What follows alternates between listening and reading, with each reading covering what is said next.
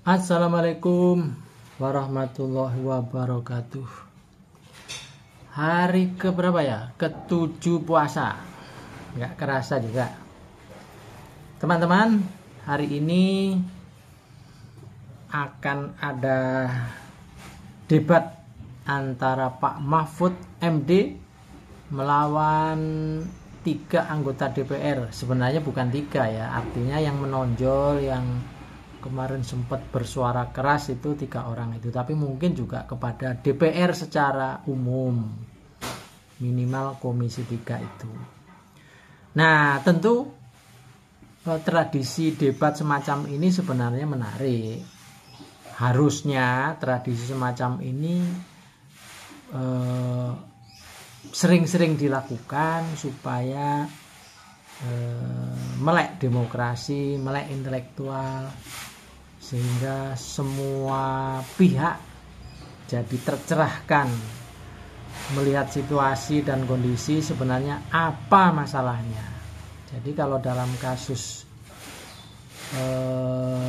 Pak Mahfud melawan anggota dewan ini, sebenarnya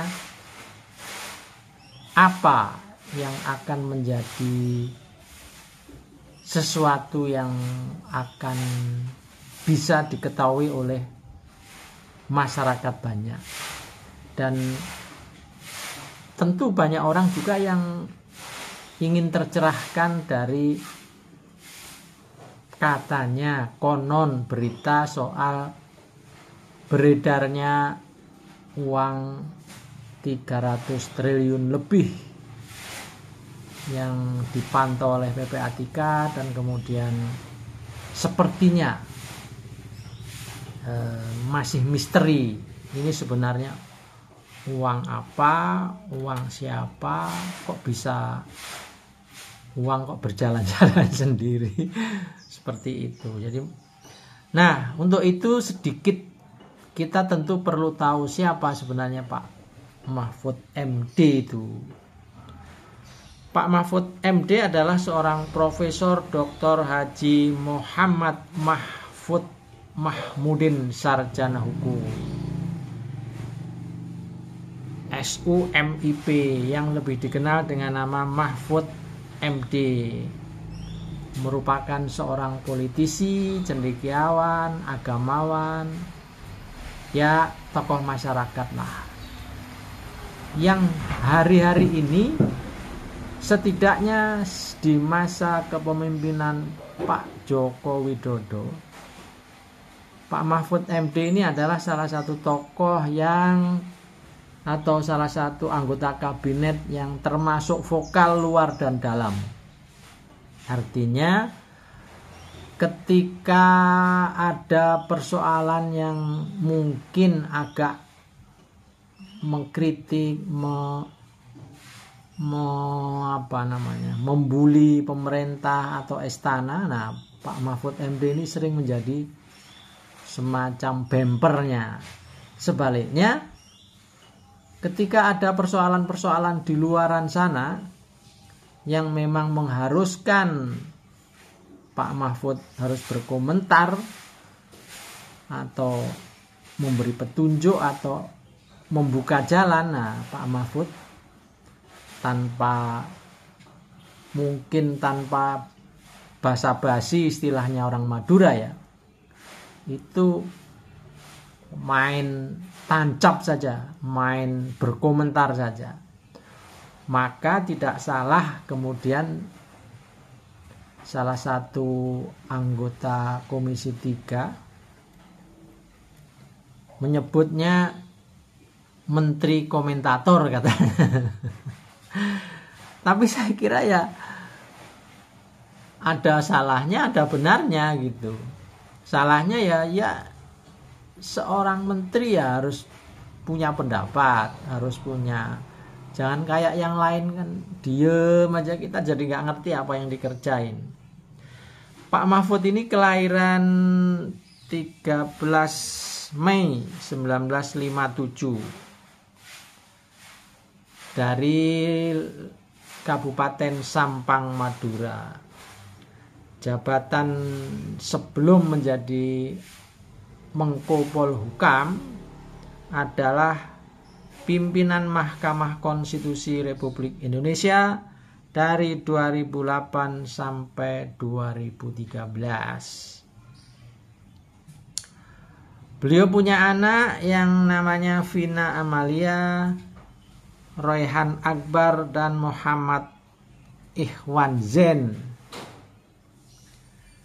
Jabatan saat ini Menteri Koordinator Bidang Politik, Hukum, dan Keamanan Indonesia sejak 2019.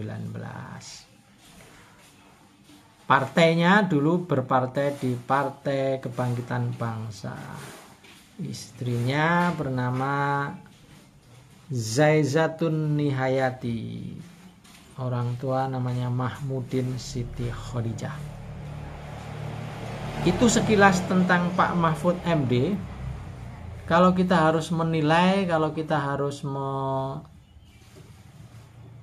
menganalisa gitu, siapa sebenarnya Pak Mahfud MD? Saya kira cendekiawan muslim yang terperosok menjadi birokrat. Nah, kira-kira yang paling gampang itu menyebutnya. Artinya Pak Mahfud MD ini sosok yang secara intelektual dan akademisi seorang cendekiawan. Jadi naluri kecendekiawannya itu lebih menonjol dibanding naluri birokratnya. Sehingga wajar banyak persoalan, terutama sebenarnya terkait dengan bidang atau tupoksi yang beliau pegang, yaitu tupoksi di bidang hukum, politik, dan keamanan. Nah, beliau selalu mencoba memberikan solusi. Dalam kasus Sambo misalnya, kita tahu kan Sambo ini awalnya agak sulit diungkap, tapi melalui kecendekiaannya beliau, instingnya sebagai seorang penegak hukum juga, karena beliau dulu pernah menjadi di Mahkamah Konstitusi itu. Artinya naluri seorang ahli hukum, ahli tata negara, dan juga ahli di bidang politik dan keamanan itu menjadikan mungkin selalu gatal untuk ingin berkomentar, ingin memberikan solusi, ingin memberikan pendapat. Dan ini ya harusnya seperti ini seorang yang menjadi tokoh bangsa.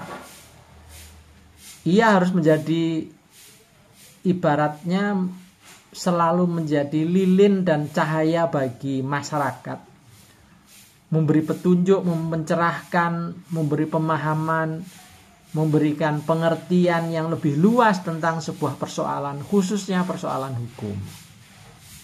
Jadi wajar jika Pak Mahfud MD ini selalu punya naluri, selalu punya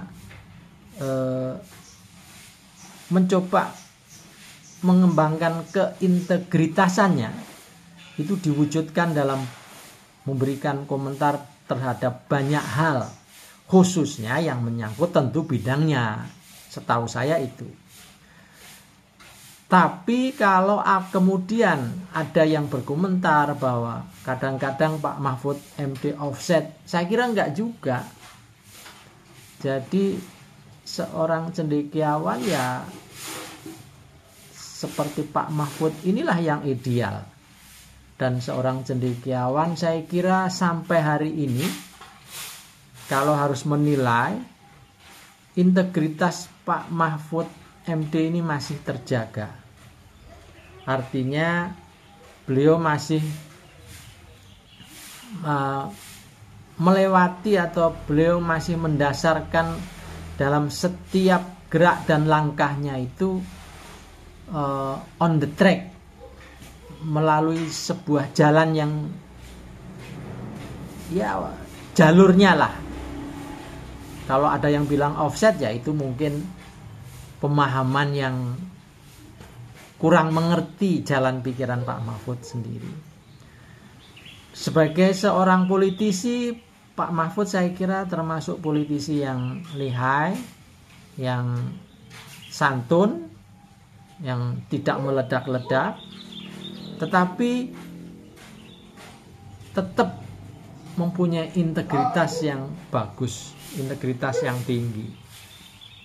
Oleh karena itu, kalau sekali lagi kita harus menilai siapa sebenarnya Pak Mahfud MD itu, maka jawabannya tentu nggak terlalu sulit, yaitu seorang birokrat, akademisi, cendekiawan, agamawan yang memiliki integritas, memiliki tujuan yang jelas, dan memiliki satu visi tersendiri yang dia yakini, yang dia pegang teguh, yaitu menjadi manusia khususnya yang memiliki kemampuan kecendekiaan dalam hal ini di bidang hukum, ya harus bermanfaat bagi lingkungannya. Saya Peci Miring Ahmad Bahar. Assalamualaikum warahmatullahi wabarakatuh.